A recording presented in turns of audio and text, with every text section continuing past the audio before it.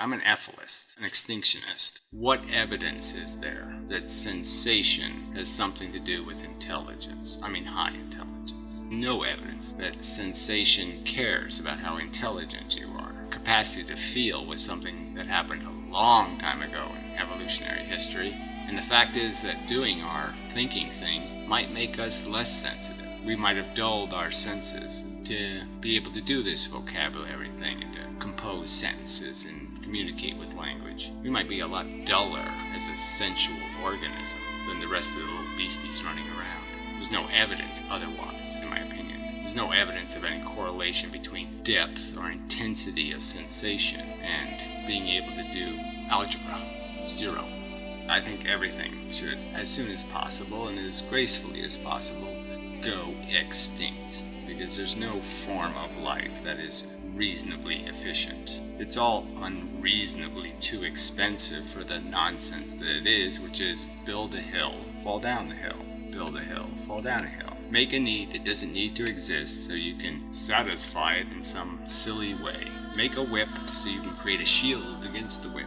Stop making shit and then you don't have to clean it up. Not complicated. Really isn't complicated. The statistical truth of the world as it is that the more intelligent somebody is, the less likely they are to have kids. Most people, right now, aren't having kids sufficient to maintain human existence. Most people, 80%. And it's only a small percentage of the human race that's creating all of the growth in population. It's just a matter of getting the 80% or some percentage of the 80% to acknowledge a responsibility to stop the 20% from acting irresponsibly. You don't want them raising the next generation anyway. You don't want the next generation of the human race to be raised in ignorance and squalor. It's stupid. You don't even have to be an anti-natalist to recognize this is a train wreck. I mean, you're just asking for idiocracy. Making desire. Creating it where it doesn't exist. Making the hungry thing so you can feed it gruel. You can't make that reasonable.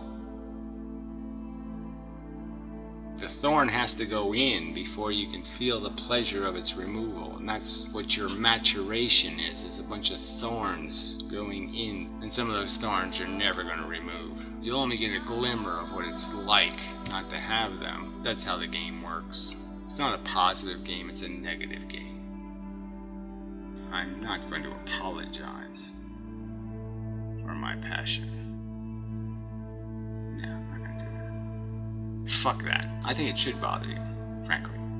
I think if your brain is working properly, you should be bothered.